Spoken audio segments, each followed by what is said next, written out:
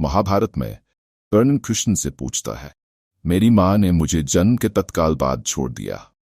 क्या ये मेरी गलती है कि मैं अवैध बच्ची के रूप में पैदा हुआ था? मुझे द्रोणाचार्य से शिक्षा नहीं मिली क्योंकि मुझे क्षत्रिय नहीं माना जाता।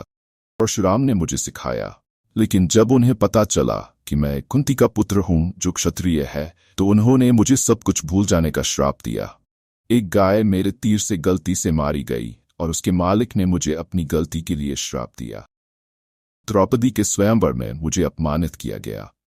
अंत में कुंती ने मुझे सच बताया ताकि वह अपने अन्य पुत्रों को बचा सके। जो कुछ मैंने प्राप्त किया वह दुर्योधन की दया से मिला, तो मैं उसकी ओर क्यों नहीं जाऊं? कृष्ण उत्तर देते हैं, कर्ण, मैं जेल में पैदा हुआ था। मेरे जन्म से पहले ही मौत मेरा इंतजार कर रही थी। जन्म की रात मुझे मेरे माता पिता से अलग कर दिया गया था। बचपन से आप तलवार, रथ, ओड़े, धनुष और तीर की आवाज सुनते हुए बड़े हुए। मुझे केवल गाय के चरवाहे की झोपड़ी, गोबर और मेरे चलने से पहले ही मेरे जीवन पर कई हमले मिले। कोई सेना, कोई शिक्षा। मैं लोगों को ये कहते हुए सुन सकता था कि मैं सभी समस्याओं का कारण हूं।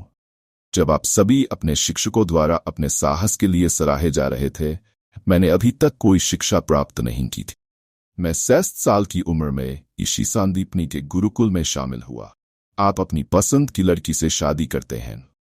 मुझे जिस लड़की से प्यार था वह नहीं मिली, बल्कि जिन्हें मैंने राक्षसों से बचाया था उनसे शादी कर ली। मुझे अपने समुदाय को यमुना के किनारे से दूर समुद्र तट पर ले जाना पड़ा ताकि मैं उन्हें जरासंध से बचा सकूं। मुझे भागने के लिए कायर कहा गया। यदि दुर्योधन युद्ध जीता है तो आपको बहुत प्रशंसा मिलेगी। अगर धर्मराज युद्ध जीता है तो मुझे क्या मिलेगा? केवल युद्ध और सभी संबंधित समस्याओं के लिए दोष।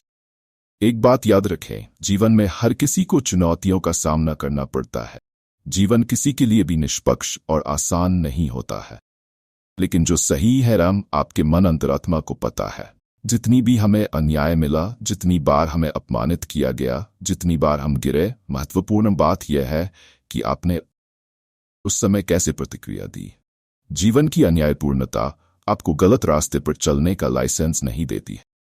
जीवन कठिन हो सकता है। भाग्य हमारे द्वारा पहने जाने वाले जूतों से नहीं बनता है, बल्कि हमारे द्वारा उठाए जाने वाले कदमों से बनता है।